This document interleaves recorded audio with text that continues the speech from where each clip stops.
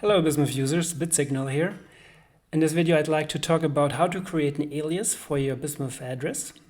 If you take a look at the Bismuth Explorer, you see that a lot of users already created an alias for their address. So they most likely used a legacy wallet for creating an alias. And a couple days ago some user at the Discord channel asked how do you create an alias with the Tornado Bismuth Wallet, and yes, it is possible, and that's what I'm going to do now. I'll be creating an alias for a certain address. So therefore you need to know what address you have, and of course for that we will just open up the Tornado Bismuth Wallet.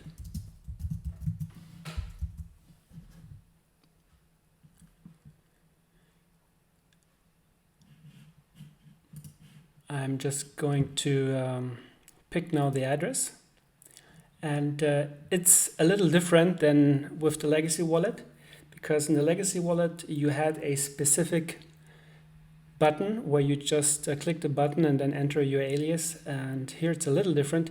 It will cost you 1 bis to create an alias.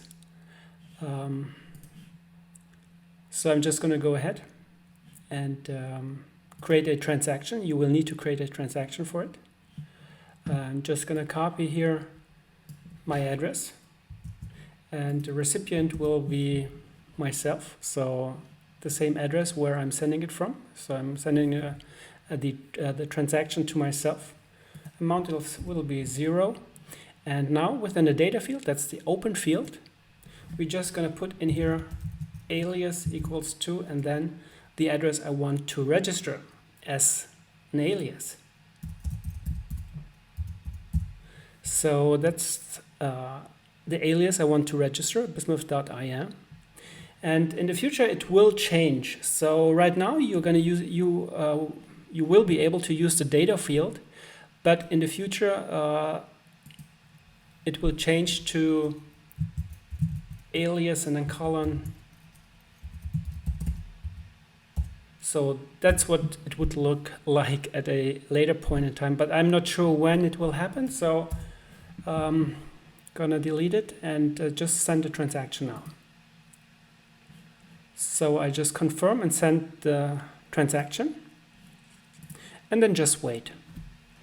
I need to add that sometimes the Bismuth Explorers do not recognize newly created aliases at this point in time, but the network itself registers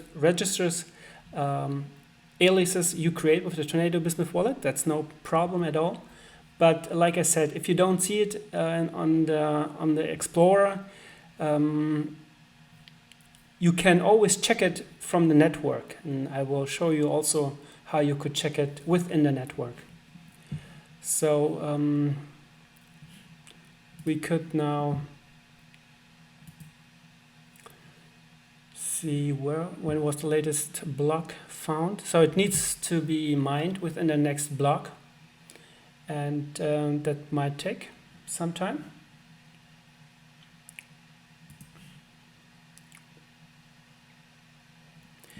And in the meantime, I will just connect it to the network and change the directory to the Bismuth folder, and then I'm just going to show you now how you could query if your transaction, your registering of the transaction went through. So for that I could also show you here.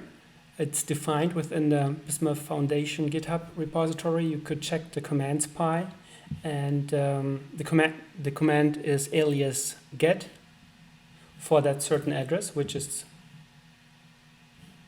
this one here. And if I check now here this address, if I click on the block, you see that the fee was 1.0.1016, and whereas I put 0 as the transaction amount, but the fee was still 1.01. You know, because one bis was subtracted as the fee because I created an alias. And we can check now. We will check it now because it has been mined into the latest block, and we can check it. Just I'm now connected to the network, and I'm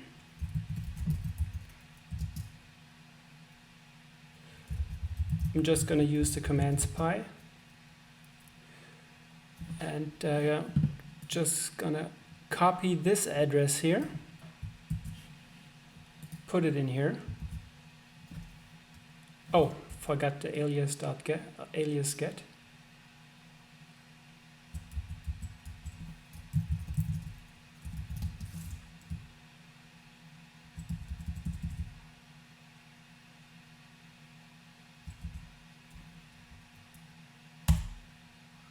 And you see it returns bismuth.im. So I just registered bismuth.im as an alias.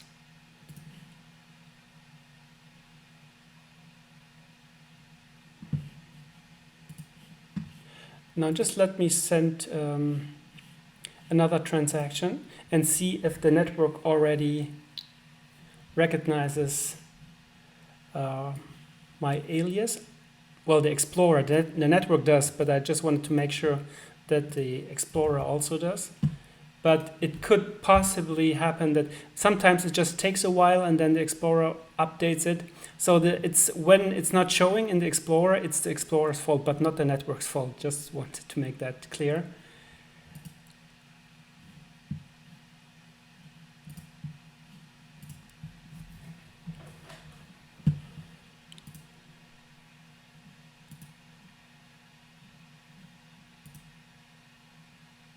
Yeah, and you see here within the Tornado Bismuth Wallet, you see also that I made now a transaction and the alias is being shown within, after the address, the alias is being shown. So that also clearly indicates that the alias is registered, successfully registered.